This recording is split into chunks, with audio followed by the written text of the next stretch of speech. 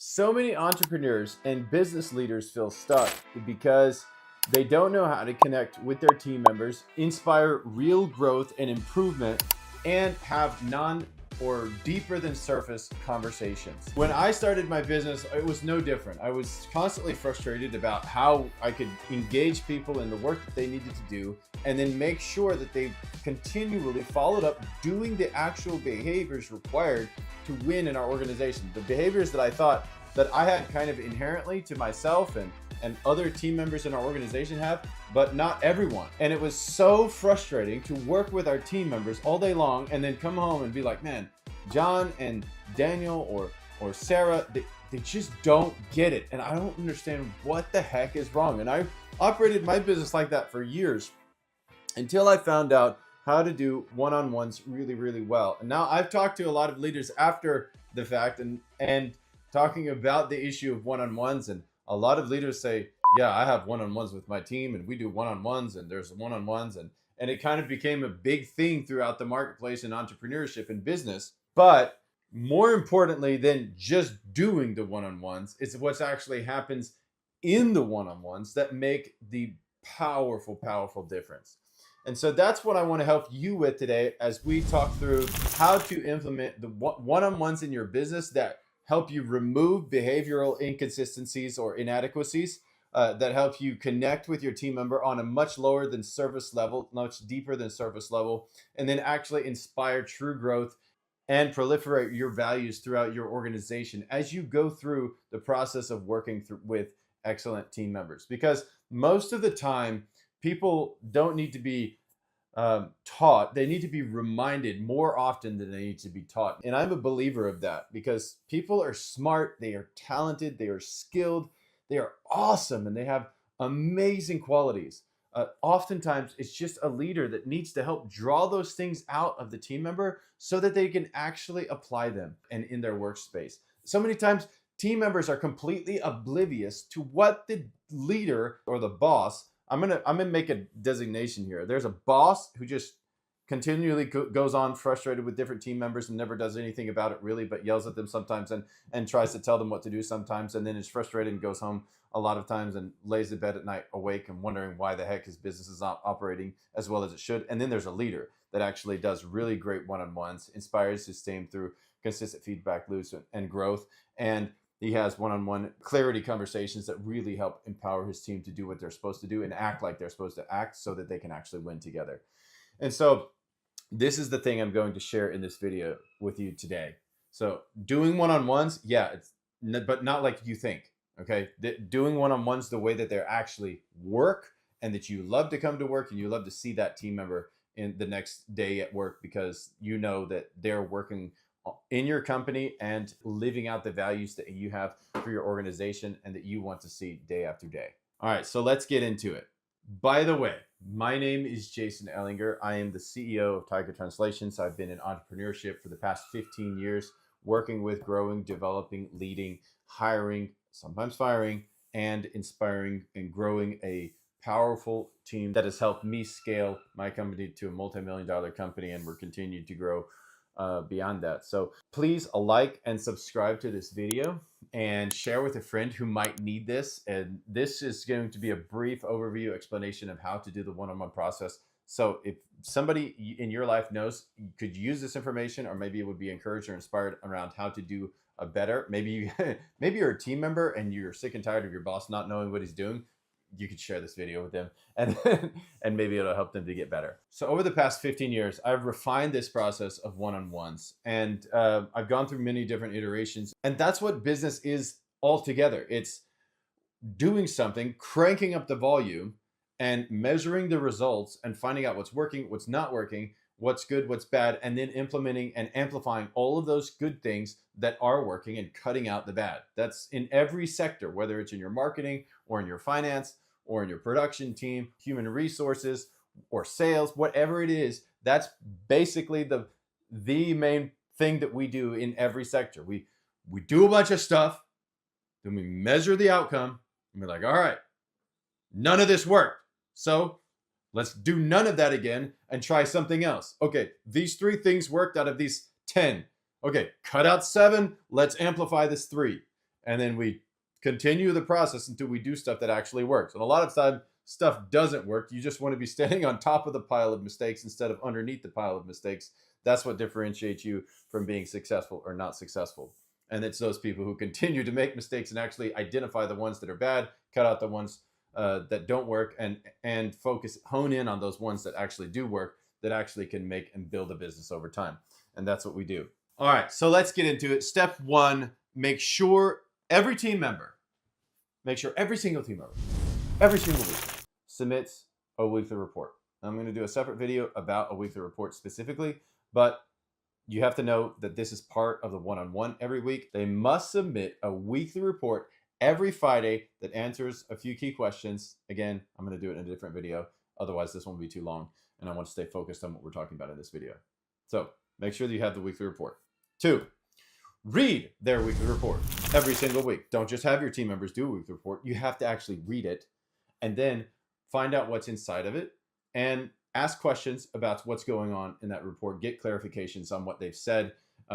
Understand how their work week was, what happened in their work week, and maybe some good or bad things that happened in their personal life, and get to know those aspects of it. I'm not talking about 45-minute slog and talking about relationships and problems, but I'm talking about read what their reports say, what's important to them, and then talk about that in the very first part of the one-on-one. So this is like your icebreaker. This is questions about how their week went, different things that may have come out of the weekly report. You can talk about it at this time. And so step number 1 is reading the weekly report and making sure you talk about what is in the weekly report because you care. Because if you don't care, you shouldn't be leading, because leaders must care about their team if they're going to lead well. And if you don't care, you should get out of leadership. Okay. So you have to care about your team. A lot of people are kind of afraid to do this part because you might get connected to a team member that what if you have to fire them eventually and it's very painful.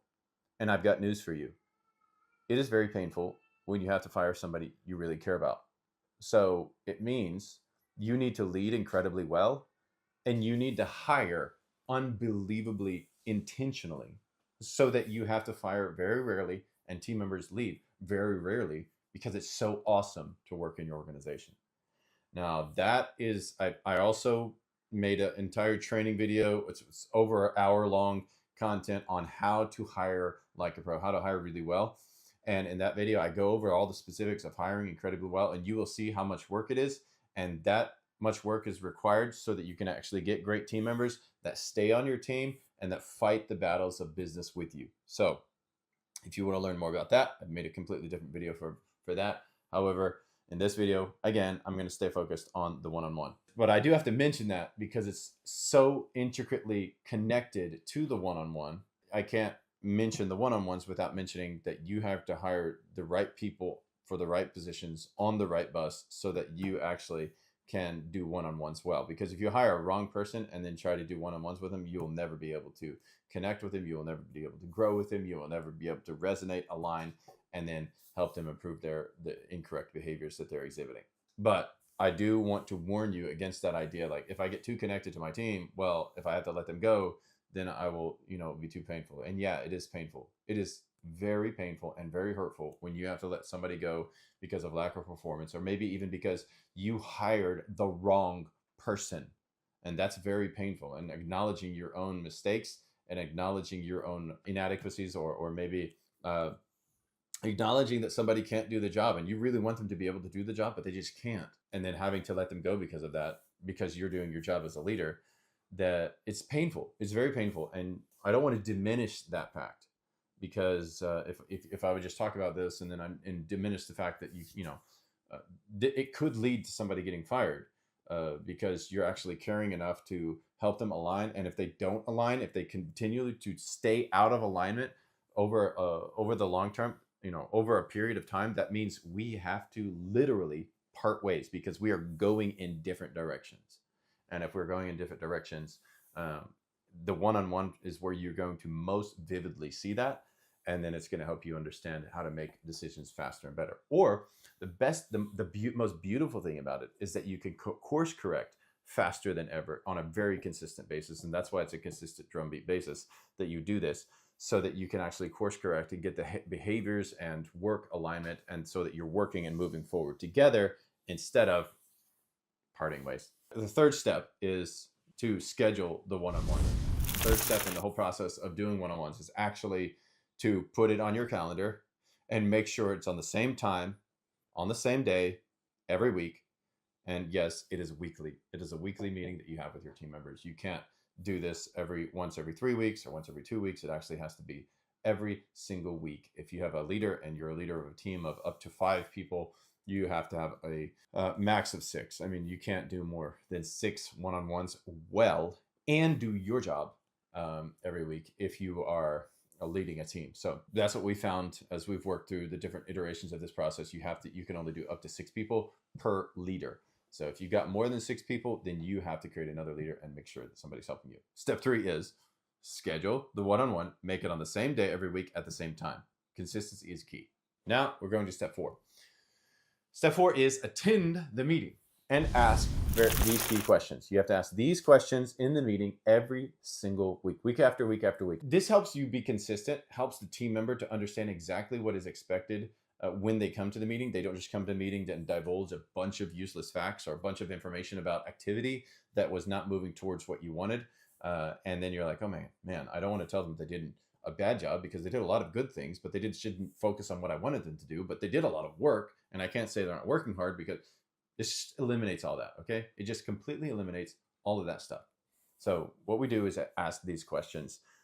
After we do the icebreaker and the clarification questions, then we move into question number 1. What were you supposed to do between this meeting and last meeting? Don't point at them. Just like they're sitting across the other side of the table, or they're online on a virtual meeting, and you're asking, so what were you supposed to do between this meeting and last meeting? And of course, that's based on your previous one-on-one. So these are specific tasks, specific milestones that you guys discussed in the previous meeting. What are the things that you were supposed to do between this meeting and last meeting? They'll break out a list and say, okay, we talked about this in the last meeting, and I was supposed to do this, and this. All right, great. Okay, so the very next question is, all right, so what did you do? Out of all these things, what did you get done? And they're like, okay, so out of all of those things, I got these things done. I went, this, and this. This was a little challenging. I didn't make it all the way through.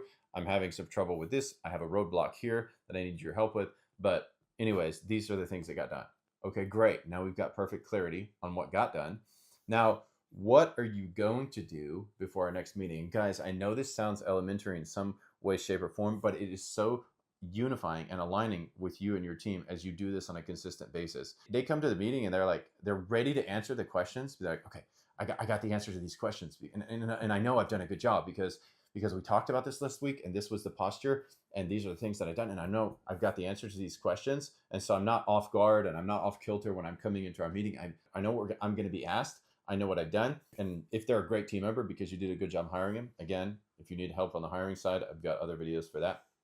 But anyways, if it's a great team member and you're aligned and you're working forward together, and they're plugged in, and you're connected, then you're going to have a team member that wants to get the work done and do a really great job. And so if that's the case, then you get to talk about that at this time, and they get to report on those answers, these answers to these questions, those answers to these questions, whatever it is, you get the idea. And they get to report on that, and they know exactly what you're going to ask. And that's very important, because when they come to that meeting every single week and they know exactly what you're going to ask, for example, what happens when you ask them what they were supposed to do, and then they say, well, I did 1 out of the 6 things we talked about it. And you're like, oh, so you were supposed to do these 6 things and you did 1. And then at that exact moment, you as a leader, you get the chance, like, okay, so goodness, what happened? Like there was 6 things on your list, and we said that you could get them done before this meeting, and you got 1 done. So what happened? And you get to have that conversation. You look them directly in the eye and you're like, okay, so what happened? Why did we hit such a roadblock in being able to produce last week? And you genuinely care, because you genuinely want to know as a leader, like, what in the world happened? Maybe we overloaded their task. Maybe we underestimated how long some task would take. Maybe we are not connected to the reality of what the situation is for whatever the work is. That's a possibility. And that helps you as a leader understand if you're off, but it also helps you understand, okay, if this team member is producing and if they're able to produce what you've assigned to them. And if they are, great. If they're not, you know, in the moment, you know, in the week. This is not week after week after week after week. And then by the time we're this far apart in our understanding of what should be done, you just yell at your team member and are angry at them because they're not doing what they're supposed to do. But you're so far apart at that point. It's almost impossible to course correct and keep them on your team. So this gives you the opportunity to, like, okay, hey, you know, these are the things we talked about. You're not able to do them. What happened? How can I help you? How can, you know, what happened? Well, this thing took this much time, and you can go over all of those details in that meeting, and you have this every single week so that it really helps you to be connected and understand, okay, what they're facing, how they're having challenges with it, and what they're working to overcome. All right, so what are you going to do before our next meeting? And by this time, you've already discussed a bunch of stuff. So it's like, okay, I'm going to do this, this, and this. We realize that this is taking longer, so we're going to have to break this down into steps. So we're going to do these steps of that longer process, and these are the things I'm going to accomplish before next meeting. Okay, great. That's great. So, what roadblocks that then this just rolls right into the next question naturally. So, what roadblocks are you currently facing that I can help you remove? That you need my help to remove so that you can charge forward this week and not be hindered like we were last week. You know, we had like 7 items and you're only able to get 3 of them done. So, what roadblocks do you need my help with removing? And then they will be able to tell you. And if they tell you a roadblock they're facing, you better doggone fix it. As a leader, you must come in and take action on that. Otherwise, you're going to be discredited as a leader because you're not leading, because you are not doing what you need to do to help your team succeed.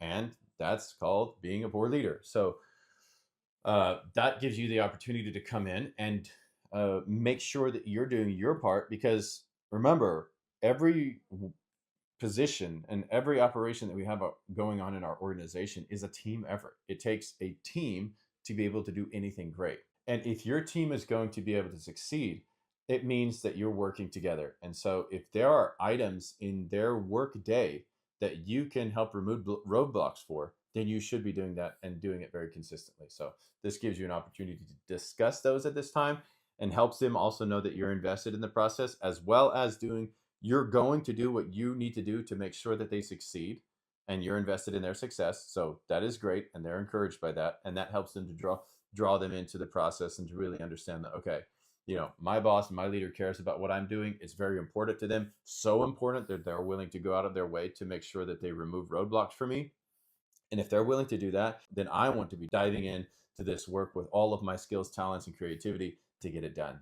And if you've hired a great team member and you've gone through that process well and hired good team members, then they are going to be very invested in making sure that everything you've discussed in this conversation is coming to life. And you may be looking at your team right now like, well, heck, if I did that with this team member, they would just be angry and just want to leave. Well, they might not need to be there. You may have people on your team right now that don't need to be there. And I'm going to be talking about that in other videos, helping to help understand and identify that.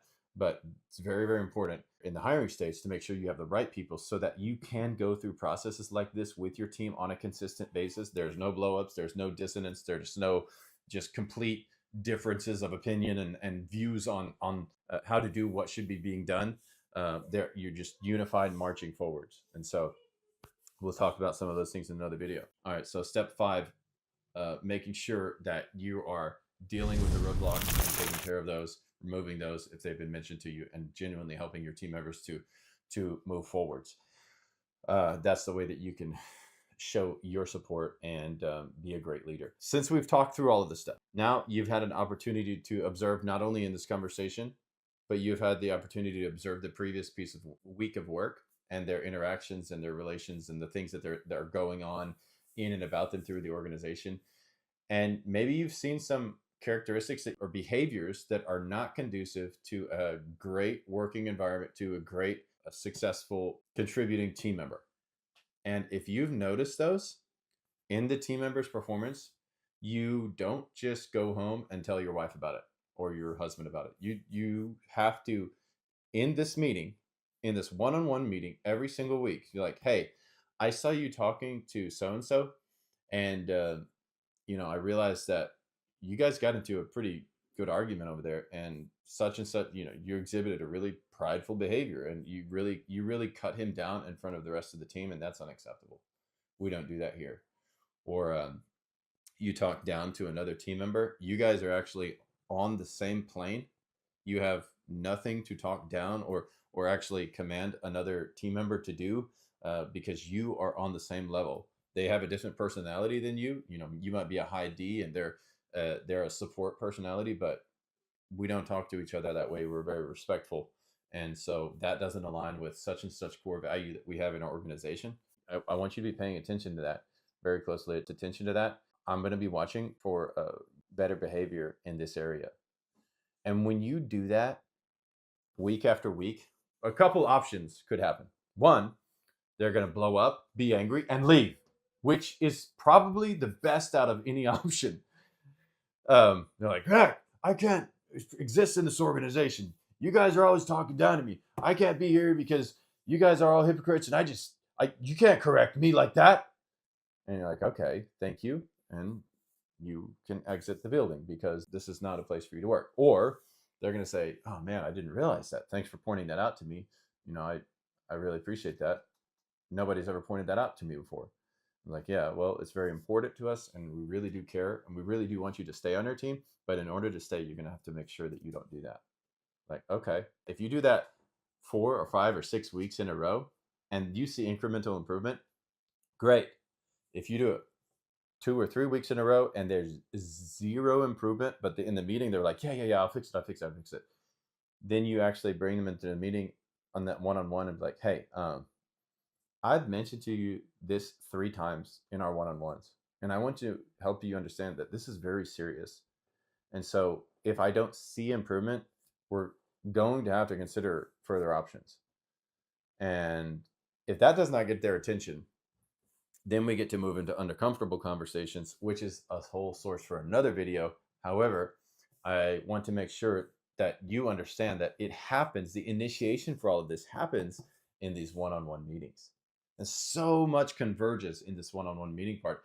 And you can fix so many problems with team member performance just by doing these one-on-ones well. Because more, like I said at the beginning of the video, most of the time people just need to be reminded more than they need to be taught. And once you have clearly identified to them these things that maybe are hindering them from being able to be successful in your organization, you're able to eliminate 99% of the big problems that you're going to face simply because you have effectively addressed the issues in the moment. And so that's what the one-on-one are all about. And they happen very consistently week after week after week. Benjamin, don't move so much. When you have one-on-ones consistently and you do them consistently well, you create a likelihood of success in your team, in your organization, and in each team member's position within your organization that creates energy and creates outcomes and creates alignment that is so fulfilling that you will wonder, why in the world did I ever try to operate my business without doing incredible one-on-ones week after week after week? So if you have had trouble in your one-on-ones in the past, or if you have not practiced them in such a manner consistently and done it well, I would love to hear about that in the comments. Or if you have some extra things that you've seen, some situations that you've seen resolved through one-on-ones that you have been practicing in your organization, please leave those in the comments below. Like and subscribe to the videos. I'm going to continue producing content to help leaders lead, to help people grow their business and scale, but not just scale their sales, that too, but scale their team and their alignment and their likelihood of success because they are connected, aligned, and driving forwards in a unified way. So like, subscribe, share this with somebody who could use it. If you know an entrepreneur, or maybe you're a friend or a boss, or maybe you're a leader and you have other leaders under your command that you would like to help them to better understand how to do one-on-ones well, please share this video with them, and I will see you in the next one.